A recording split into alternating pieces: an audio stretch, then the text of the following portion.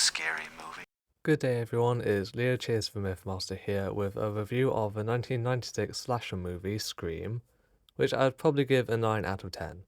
Sorry about the audio cutting out at the start, it was the best I could find.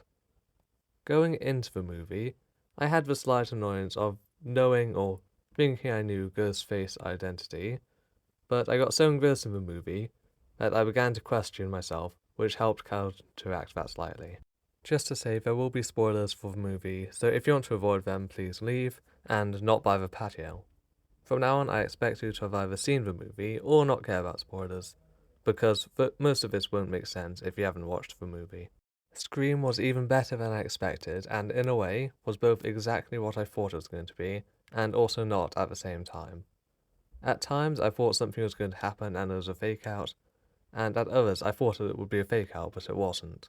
The plot isn't perfect, with it relying on some conveniences, such as Sydney going into the girls' bathroom at that time, and being alone, and everyone hearing that the principal was dead and clearing out because of it, but to some extent, it didn't matter that much.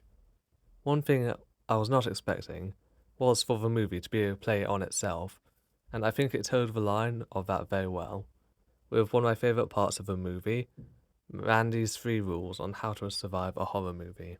Those rules are that you must be a virgin, and he says this while Sydney and Billy are not doing that. No drugs and alcohol, while the people there are basically doing that. And don't say, "I'll be right back," which Stu proceeds to say, and Gail Weathers says soon after.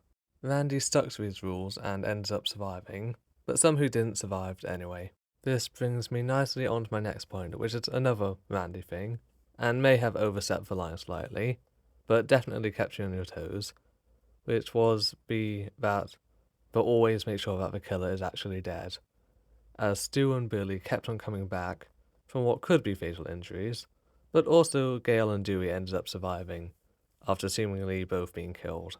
But Scream does get to protect itself slightly here, because of the fact it knows exactly what it is and what it's trying to be, and does in general toe the line between slasher flick and parody extremely well. And as far as plot holes go, this movie does have very few, and I think I've basically covered all of them. Another thing that the movie does extremely well is the tension. Ghostface appears and disappears seemingly at will, but unlike with your Jason Voorhees or Michael Myers, who are both referenced in the movie, it manages to get away with this, and does it in realistic ways, especially as there could be 2 ghost faces at any time. At the end, I'll go through who I think committed each murder, so stick around for that, and while you're at it, comment your favourite scary movie, and if you're liking this video, or even if you aren't, consider subscribing. The ghost face scenes did set up and pay off very well, with some noticeable parts being right at the start, with Ghostface telling Casey he would gut her and also showing Casey's knife block quite prominently, Sydney telling Ghostface she wouldn't run up the stairs and would go for the door, and trying that only to end up running upstairs anyway, and with Tatum's death and the garage door and cat flap being well established in the build-up to her actual death. In general, the characters weren't too horror movie stupid, with the maybe exception being Sydney not fleeing the girl's bathroom when she thought someone might be there, and Casey not calling the police sooner, but both of these can be kind of chalked up to them being absolutely terrified, as Ghostface made sure that their victims were well and truly terrified before striking.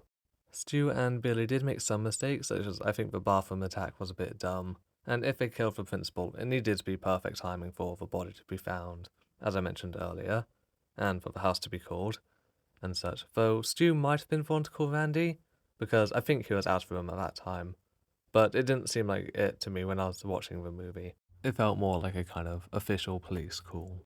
Their plan with making Billy seem innocent while also scaring Sydney did work, and their endgame plan might have worked if they hadn't been so psychotic and had only stabbed each other once or twice before doing what they were going to do, but it was clear that they were completely out of their minds, Stu especially. And I'm not fully sure how they overpowered and kept Sydney's dad locked up for so long. Editor Leo coming in and realizing that I didn't mention how great the house was at the end for all the chase scenes and action scenes. I've since watched videos of people going to that house and seeing what was done in each room, and instead of making the movie seem less real, watching those videos made it feel more realistic, though it does have a minor plot point of the staircase Sydney could have used but didn't.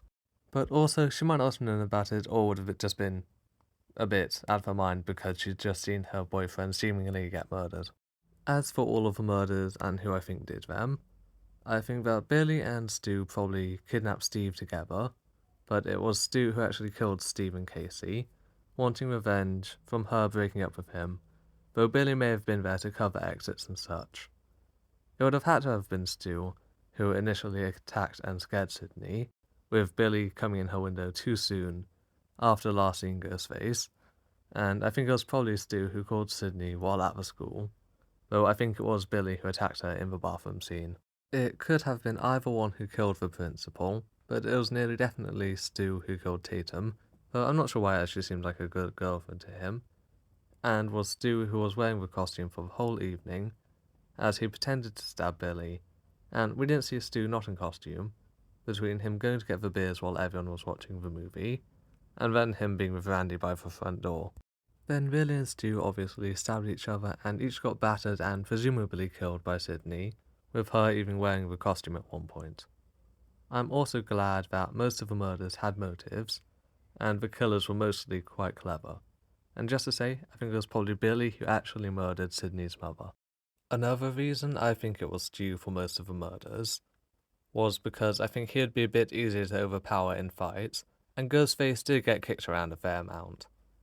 Overall, it was an excellent movie, and definitely deserves the iconic status along with movies such as Alien, Jaws, Terminator, and Jurassic Park. The opening scene was one of the best to any movie, and the movie flowed very well, and kept tension levels consistently high. And to add another rule to Randy's list, never be by a window or door, which I suppose I'm breaking right now, as in when I was writing it.